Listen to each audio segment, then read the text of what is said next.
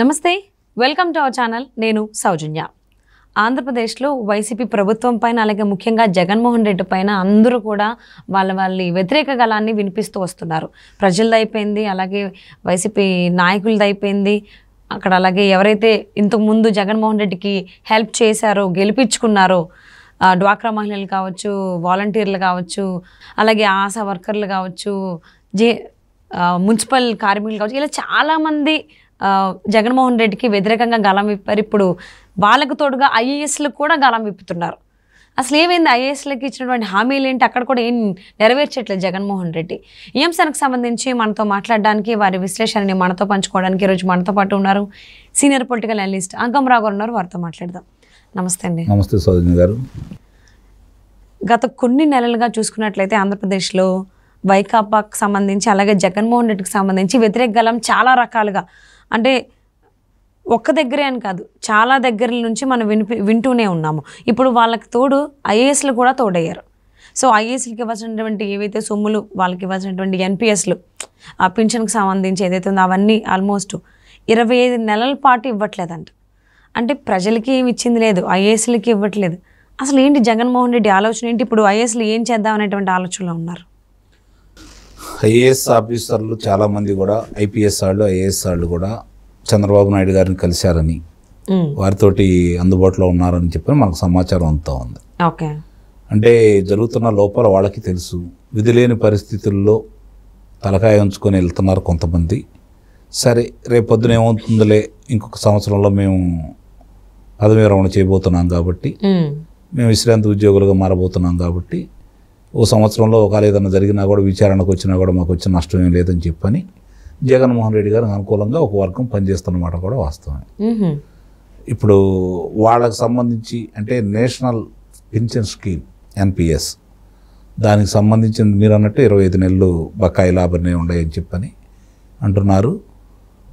మరి వాళ్లే కదా పరిపాలన చేసేది మొత్తం, ఐఏఎస్లే కదా. ఎందుకంటే వచ్చే ఆదాయం ఏంటి, ఖర్చులు ఏంటి, పరిపాలన ఎలా సాగాలి, ఏ పథకాలకి మళ్లించాలి, ముఖ్యమంత్రి గారు చెబుతారు. అమలు చేయాల్సింది వీళ్ళే కదా. మరి వాళ్ళకే ఇబ్బంది జరిగేటప్పుడు 25 నెలల నుంచి ఎలా చూస్తా ఊరుకున్నారనేది కూడా అర్థం కాని విషయం. ఒకరోజు 2 రోజులు కాదు కదా. మరి ఇప్పుడు దాకా ఎందుకు దాన్ని బయటికి రానివ్వలేదు? ఇప్పుడే గళం ఎందుకు ఇప్పుతున్నారు? ఎలక్షన్స్ మూమెంట్లో అంటే దానికి 2 విషయాలు.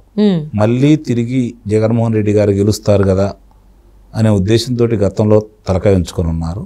ఇప్పుడు ప్రజలతో ఎక్కువగా వీళ్ళే సత్సంబంధాలు ఉంటాయి కాబట్టి ప్రజాక్షేత్రంలో ఇప్పుడున్న ప్రభుత్వం ఓడిపోతుందనే నిర్ణయానికి వచ్చిన తర్వాత ఈ ఐఏఎస్ అధికారులందరూ కూడా కొంతమంది, ఇంకా అంతా మారారని అయితే నేను అనుకోవట్లేదు, కొంతమంది కొన్ని ప్రలోభాలకు లొంగిపోయి ఉన్నారు. వాళ్ళ బలహీనతలను అడ్డం పెట్టుకుని జగన్మోహన్ రెడ్డి గారు వాళ్ళని ఆట ఆడిస్తున్నాడు.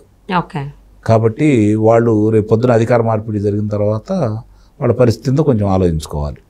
అందుకనైనా ఆ భయం కోసమైనా కొంతమంది హైదరాబాద్ వచ్చి చంద్రబాబు నాయుడు గారి వారి నివాసంలో కలిశారు, కొన్ని రిపోర్ట్లు అందజేశారని. ఇంకో ఆయనేమో ఫేస్ టైంలో చంద్రబాబు గారితో మీట్ అయినట్టుగా వార్తలు వస్తూ ఉన్నాయి.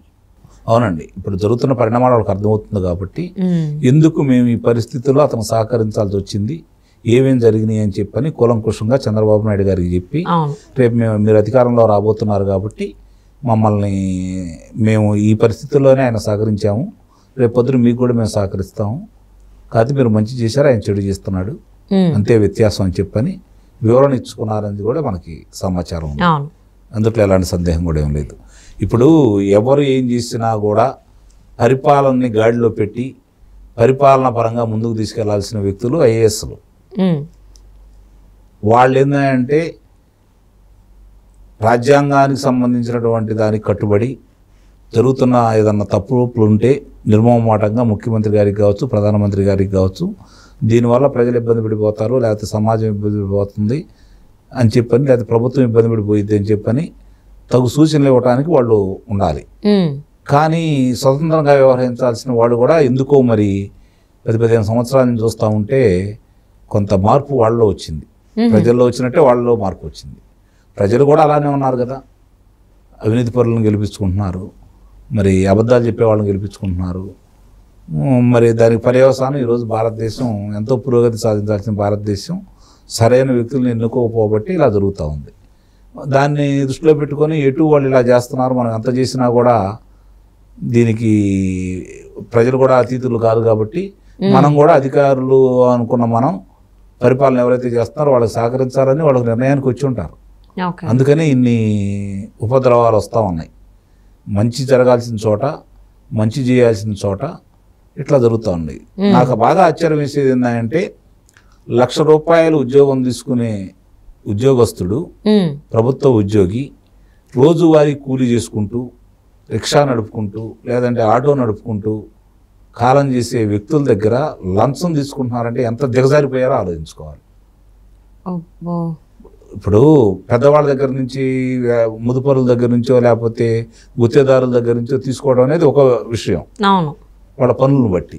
కానీ వీళ్ళ దగ్గర లంచాలు తీసుకుంటూ వాళ్ళకి ఇవ్వాల్సిన పత్రాలు ఇవ్వకుండా కాలయాపన చేస్తూ, డబ్బులు ఇస్తేనే ఆ పత్రాలు విడుదల చేస్తూ వీళ్ళు చేస్తున్నటువంటి కార్యక్రమాలన్నీ చూస్తూనే ఉన్నారు, ప్రజలు గమనిస్తూనే ఉన్నారు. కాబట్టి ఇవన్నీ దృష్టిలో పెట్టుకుంటా ఉంటే ఈ ప్రభుత్వంలో ఇంకా ఎక్కువగా జరుగుతున్నాయి కాబట్టి కుంభకోణాలు ఇవన్నీ. ఇప్పుడు వాళ్ళే చెప్పాలి కదా, 8 లక్షల చిల్లర అప్పులు చేశారని చెప్పి చెబుతున్నారు. మరి 2,50,000 మాత్రమే పథకాలకి దారి మళ్లించారని చెప్పి, పథకాలకి ఇచ్చారని చెప్పి వాళ్ళే చెబుతున్నారు. కాబట్టి మిగిలిన దానికి లెక్కలు చెప్పాల్సిన బాధ్యత కూడా వాళ్ళ మీదే ఉంది కదా. ఇప్పుడు వాళ్ళ వరకు వచ్చేసరికి వాళ్ళు అడుగుతున్నారు, మరి మిగిలిన ప్రజల పరిస్థితి ఏంటి? ఒత్తిడితో ఐఏఎస్లు, ఐపీఎస్లు ఎవరైనా పనులు చేసినా కానీ ఎవరు చేయించారనేది కాకుండా చేసిన వాళ్ళే కదా నిస్సందేహంగా వాళ్ళే బాధ్యులు అవుతారు.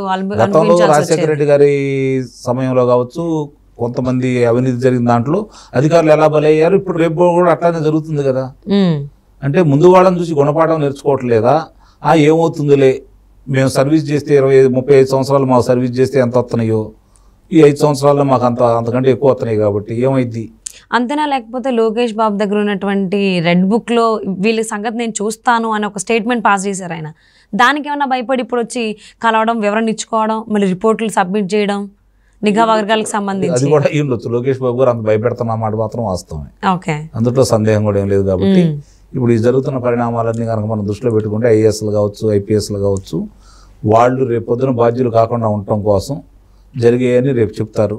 ఇప్పుడు చూస్తూనే ఉన్నాం. ఇప్పుడు ఏ విధంగా లొంగ తీసుకుంటున్నారు అంటానికి స్కిల్ డెవలప్మెంట్ స్కామ్ ఒకటి చూసుకుంటే మనం, దానికి సంబంధించి అభియోగాలు ఈయన మీద మోపి ఈయన కారాగారవాసం చేసిన తర్వాత కూడా 53 రోజులు, ఈరోజు ఇంతవరకు కూడా ఆధారాలు చూపించలేదు. దానికి మరి ఆ రోజు ఆ అభియోగాన్ని మోపినటువంటి అజయ్ కలాం రెడ్డి గారు ఈరోజు ఎక్కడ ఉన్నారో ప్రజలందరికీ తెలుసు. ఏం సాధించారు? గతంలో ఆయన ఆధ్వర్యంలో జరిగింది అది. అంటే వాళ్ళు ఎంతగా లొంగిపోతారు, అధికారానికి లొంగారా, ప్రలోభాలకు లొంగారా అనేది ఇంకా అర్థం కాని విషయం అనమాట.